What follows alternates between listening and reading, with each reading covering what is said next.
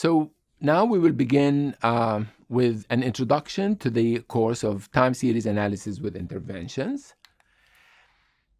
Time series are observed sequences of data that we see everywhere in the world. We see them in financial applications.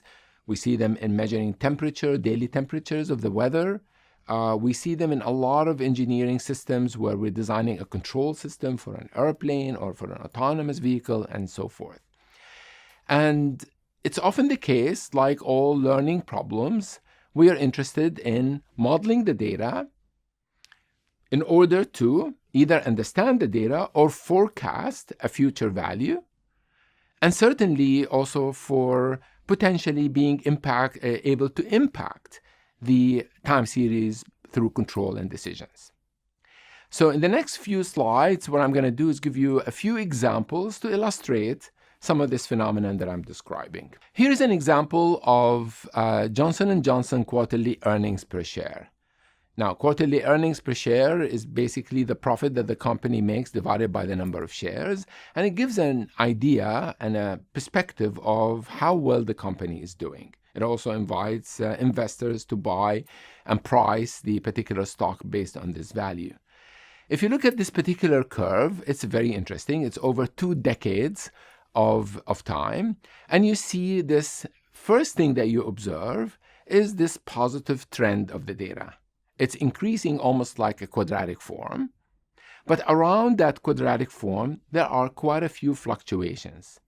Okay, so that's kind of an interesting sort of set of observations, and you can see sometimes the value of the earnings go up, sometimes they go down, sometimes they go up, and so part of it is you try to understand, is there a rhythm, is there a model that can explain these fluctuations? As well as, is there a model that can explain this trend that is going in a quadratic way? One of the interesting things that you want to observe about this particular type of data is how the 1975 month 5 earning or quarter 1 earning depends on the previous earnings. That in fact, it's not completely a new number out of nowhere, but rather it depends on the past data. This is a very important characteristic of time series that we will be analyzing. Here's another example, which is very similar to the previous one, but it's more on a global scale, and that is looking at the exchange rates of currency against the dollar. So if you just kind of focus on one example of looking at the trajectory of the euro with respect to the USA dollar, it's kind of interesting, right? You see some fluctuations. Sometimes the euro was higher in value than the dollar. Of course, in the recent years, this curve doesn't show, the euro has dropped in value. Why do we care about this? Currency is tradable like many other assets, but the currency is a summary of the strength of the country from an economic perspective. And that is very important. The GDP affects the value of the currency, future plans affect the value of the currency, and so there's a lot of betting, there's a lot of market gaming that goes around on these particular exchange rates, and it's important to a lot of the investors to model this phenomenon, to try to understand how this fluctuation, say, of the euro with respect to the dollar can be modeled, mostly to be able to forecast the value of the future. An interesting and a third example here is the housing prices. So this is the United States housing prices. You can see the blue curve. The blue curve is rising. You can see, this is an average housing price across the whole country, not localized in a particular place. You can see a trend that is going upward, and you can see a peak value that occurred right before 2008. And then a sudden drop that happened around 2008. That's an indication of the financial crisis, which, by the way, the financial crisis was created around the housing market. It was around the subprime mortgages that were offered to too many people. That's a very interesting phenomenon. But then a few years later, we started seeing the prices actually climbing upward. And during the pandemic, we saw a substantial, steep increase in the housing prices. Okay, so if you actually look at the orange curve, that curve is the same pricing, just adjusted to the inflation rates. So it looks a little bit more flat at the beginning, but then it actually peaks and valleys the same way as the blue curve. So one of the most important aspects of this is trying to understand how to predict the price of value, the value of housing in the next month, in the next year, and so forth. And I think a lot of investors, when they tackle this problem, they recognize that, yes, of course, the data that is represented on housing is good, but it may not be sufficient for us to understand how to predict the future. There may be other exogenous values that we want to bring into this mix. One particular one is mortgage rates. There's a lot of correlation between mortgage rates and the sales of prices and the price of housing. Okay? And so now that brings us to also trying to understand that sometimes to model a time series, we don't focus on one value, but we look at what we call multivariate time series. That is, one is about the price of housing, the other is about the mortgages or the mortgage rates. And how do we model them together, potentially using mortgage rates as an exogenous input to the model that we develop for the housing. Here's another example which is also interesting and fascinating, and that was developed by MIT colleagues at the Sloan School a few years back, and that is called the billion prices for the consumer price index. So the federal government has a certain definition of what we call the market basket, or a bundle of products that you track their prices over time to see if there's actually an increase in if there's inflation or not, and that provides us with a consumer price index. My colleagues at Sloan argued that this basket that was formed is actually not representative of inflation, because a lot of stuff is happening online that is actually not visible by this type of market basket.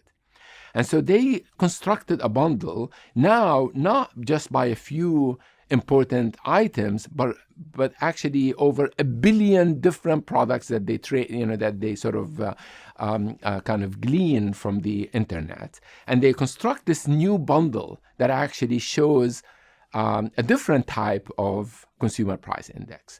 And they argued in their paper, and it's actually available online, that in fact they give more accurate description of the inflation and the increase in prices or the decrease of prices than what the federal government does.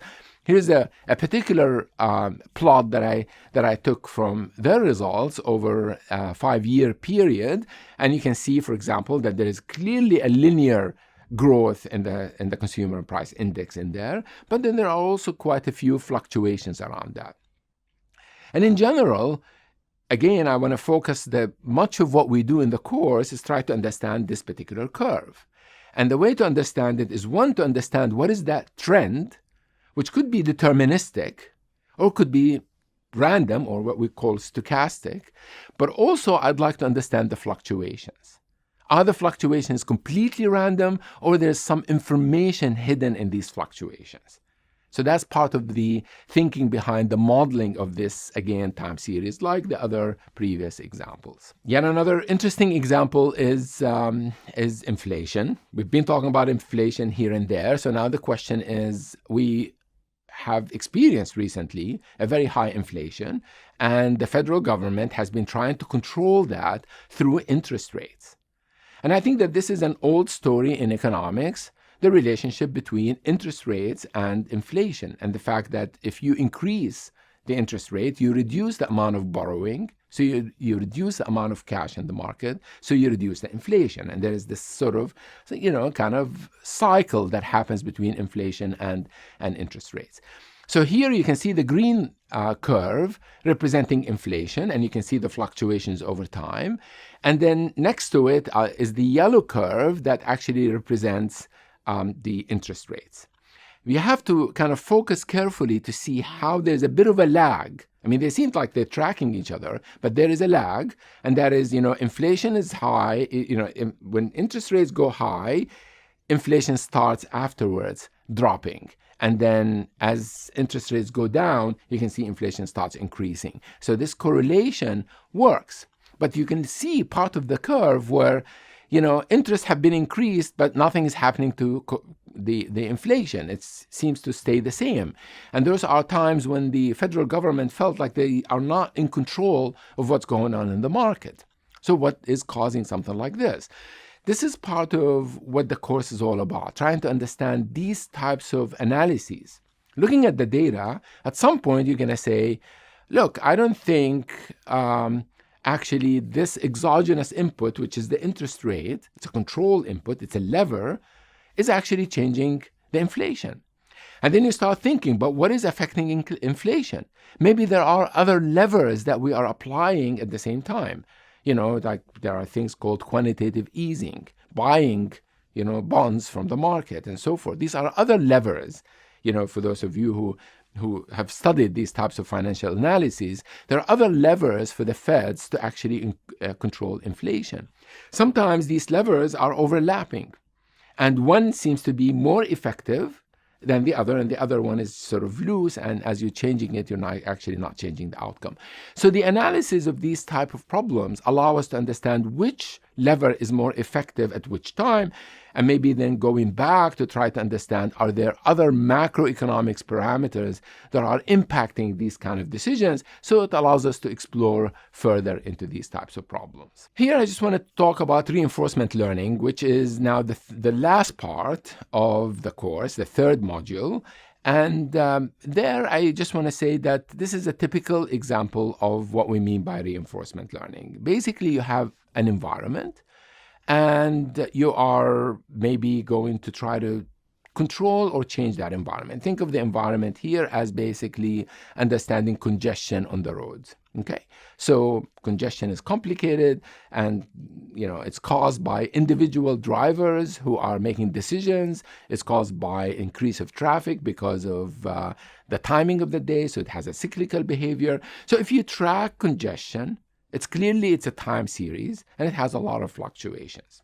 But it is a controlled time series because individual drivers can make decisions of some sort.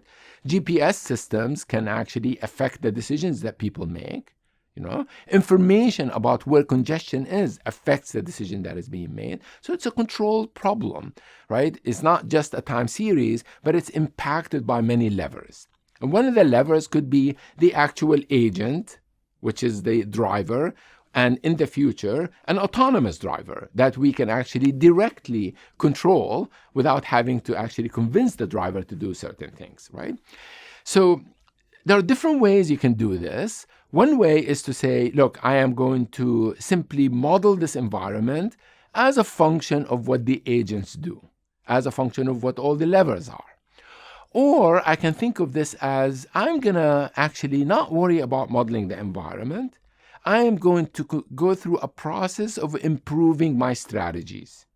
Okay? And so instead of learning the underlying environment, learning the underlying time series representing all the traffic, I'm going to say, let me say the agent follows a certain strategy, like how they drive, the speed they drive, how often they switch lanes, the time of the day, etc. And then I can run a simulation of this environment to evaluate how good this agent decision is. If I don't like it, I want to propose a method of improving that cost, okay? Improving that reward function.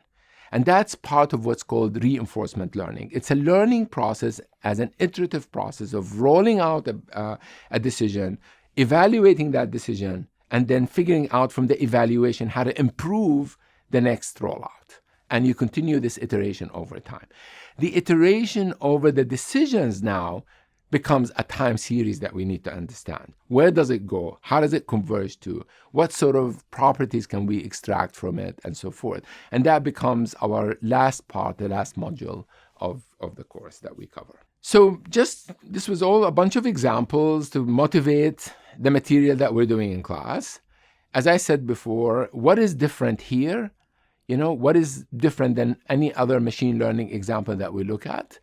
The basic, most important difference is the fact that the observations all are time-stamped and they all depend on each other. So every observation today depends on all the observations in the past, potentially a subset of the observation of the past, potentially just the last value that we looked at. And we refer to this knowledge of how far back we go as the memory living in the system. So is this memory small? Is it large? How do you know? Nobody hands you this information when they give you the time series. Nobody tells you, and this time series comes with a memory of 50 tabs. So that's part of the learning how far you want to go in the past in order to predict what the future is. Okay, and so we will continue to sort of develop techniques and methods to conceptualize this sort of complexity of learning from the past to the future. The signals that we observe, the time series that we observe, can be both a combination of stochastic or random signals. And by random, I don't mean completely random, I mean have randomness in them. And then added to them, probably a deterministic part that we refer to as a trend, something that is a linear trend or a seasonal thing, like, back to school inventory or holiday inventory. You see those actually different than the business as usual, but those are actually cyclical behaviors. So part of the signal is deterministic, part is stochastic, and somehow our job is to kind of delineate the two, model the deterministic, model the stochastic, and put them back together. And that's part of the bigger exercise that we will go throughout this whole course in the 3 separate modules that I discussed earlier.